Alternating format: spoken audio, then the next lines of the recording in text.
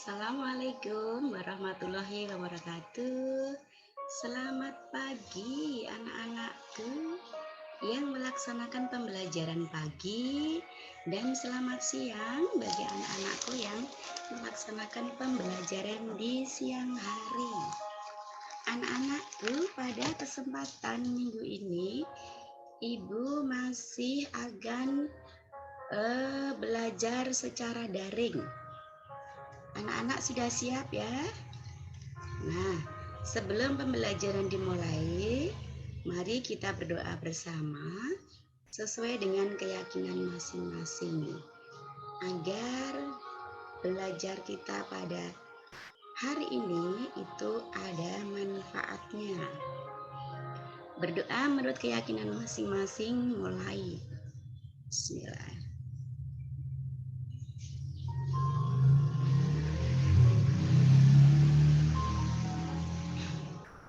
Selesai. Anak-anak, pada kesempatan ini kita akan memasuki pada bab 2, yaitu tentang kedaulatan rakyat negara kesatuan Republik Indonesia. Nah, pada bagian bab ini yang pertama adalah hakikat dan teori kedaulatan. Nah, kemudian apa tujuan yang akan kita capai pada kesempatan hari ini? Yang pertama adalah kita akan bicara tentang pengertian kedaulatan. Jadi nanti di akhir pembelajaran kalian paham tentang pengertian kedaulatan. Kemudian tujuan yang kedua adalah macam-macam teori kedaulatan. Yang ketiga sifat kedaulatan, dan yang keempat macam kedaulatan. Nah, ada 4 tujuan yang akan kita capai ya nak ya. Nih, oke. Sekarang kita lihat satu persatu sehubungan dengan hakikat dan teori kedaulatan. Ya, kita lihat satu persatu. Pengertian kedaulatan. Apa tahu sebenarnya kedaulatan itu? Kedaulatan itu berasal dari bahasa Arab, yaitu daulah. Daulah itu apa? Daulah itu kekuasaan tertinggi. Nah, berarti kedaulatan adalah kekuasaan tertinggi dalam sebuah negara atau dalam suatu negara.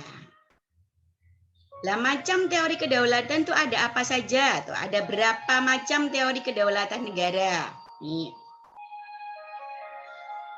Yang pertama ada kedaulatan Tuhan, berarti kekuasaan tertinggi ada di tangan Tuhan. Teori ini mengajarkan bahwa pemerintah dan negara itu mendapat kekuasaan tertinggi dari Tuhannya. Nah, biasanya kedaulatan Tuhan itu dianut oleh raja-raja yang mengakui sebagai keturunan dewa. Misalnya ada Raja Mesir kuno, Kaisar Jepang, Kaisar Tiongkok, serta raja-raja di zaman Hindu dulu. Misalnya Ken Arok, itu menganggap bahwa Ken Arok sebagai titisan Dewa Brahma, Wisnu, dan Siwa. Kemudian siapa pelopor teori kedaulatan Tuhan? Pelopornya ada 3, yaitu Agustinus, kemudian Thomas Aquino, dan Marsilius. Kemudian yang kedua ada teori kedaulatan raja. Teori kedaulatan raja artinya kekuasaan tertinggi di tangan raja, bahkan di atas konstitusi. Kenapa? Karena raja itu dianggap sebagai wakilnya dewa. Siapa pelopor dari kedaulatan raja? Yaitu ada Niccolo Machiavelli dan Marsilius. Yang ketiga ada kedaulatan negara. Artinya kekuasaan tertinggi diserahkan kepada negara. Negara berhak membuat hukum, tetapi tidak wajib mentaati. Dalam hal ini biasanya kepala negara itu bersifat diktator. Lah, kedaulatan negara ini pernah dijalankan pada masa pemerintahan di Rusia yaitu pada masa pemerintahan Tsar, kemudian di Jerman pada masa pemerintahan Hitler, dan di Italia pada masa pemerintahan Mussolini. Sehingga penganut teori tersebut adalah Jean Bodin, Joseph Jelinek, dan Hitler serta Mussolini. Lanjut, yang keempat ada kedaulatan hukum. Apa artinya? Kekuasaan tertinggi di negara diatur oleh hukum. Bagi warga negara yang tidak taat hukum akan mendapatkan sanksi atau hukuman. Siapa pelopor dari kedaulatan hukum? Ada Crick, kemudian Immanuel Kant, dan Cranbrook. Kemudian yang kelima ada teori kedaulatan rakyat. Apa itu? Teori kedaulatan rakyat artinya kekuasaan tertinggi dalam suatu negara dipegang oleh rakyat. Seperti di Indonesia, nggih. Di Indonesia itu kekuasaan tertinggi ada di tangan rakyat dan dilaksanakan menurut Undang-Undang Dasar. Nah, sekarang kita lihat, apakah ciri-ciri negara yang menganut teori kedaulatan rakyat itu? Nggih, jadi sekali lagi, nggih, tokoh kedaulatan rakyat itu ada John Locke, Montesquieu, dan J.J. Rousseau. Nah, apa cirinya suatu negara menganut kedaulatan rakyat? Kita lihat di sini. Ada 4 ciri. Yang pertama, ada lembaga perwakilan rakyat atau ada DPR. Kemudian ada pemilu, ada lembaga yang mengawasi pemerintahan, dan ada susunan badan, majelis, atau lembaga itu ditetapkan dengan Undang-Undang Dasar. Nah, semuanya ini adalah di ciri yang keempat ini, ciri 1, 2, 3, dan 4 itu semua ada di Indonesia. Lanjut. Menurut John Locke, dalam suatu negara itu kekuasaannya dibagi menjadi 3. Ya. Menurut John Locke, kekuasaan dalam suatu negara dibagi menjadi 3 supaya tidak terjadi diktator tadi, nggih. Yang pertama ada kekuasaan legislatif. Kekuasaan legislatif itu apa? Kekuasaan untuk membuat sebuah undang-undang. Kemudian ada kekuasaan eksekutif, kekuasaan untuk melaksanakan undang-undang. Yang ketiga, kekuasaan federatif adalah kekuasaan untuk menjaga keamanan dalam suatu hubungan dengan negara lain. Itu adalah menurut John Locke. Kemudian, bagaimana menurut Montesquieu? Montesquieu juga membagi kekuasaan itu menjadi 3. Tetapi agak berbeda dengan pendapatnya John Locke, terutama adalah kekuasaan yang ketiga. Kekuasaan yang pertama dan yang kedua sama, legislatif, eksekutif. Nah, yang ketiga itu ada kekuasaan yudikatif. Apa itu kekuasaan yudikatif?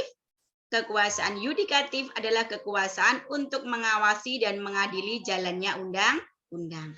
Kalau kita lihat di Indonesia itu, kekuasaan pemerintahan di Indonesia juga dipegang oleh 3 kekuasaan ini. Ya. Legislatif misalnya ini adalah DPR, karena DPR itu mempunyai fungsi untuk membuat undang-undang. Kemudian ada kekuasaan eksekutif. Eksekutif itu melaksanakan undang-undang, berarti ini dipegang oleh presiden. Kemudian kekuasaan yudikatif mengawasi dan mengadili jalannya perundang-undangan, berarti ini ada Mahkamah Agung, Mahkamah Konstitusi, dan Komisi Yudisial. Itu kalau di Indonesia. Nah, anak-anakku, sekarang kita lihat bagaimanakah sifat dari kedaulatan itu. Menurut Jean Bodin ada 4 sifat kedaulatan. Ada tunggal, asli, permanen, dan tidak terbatas. Tunggal berarti kekuasaan itu merupakan satu-satunya dalam negara. Tidak dibagikan kepada badan-badan yang lainnya.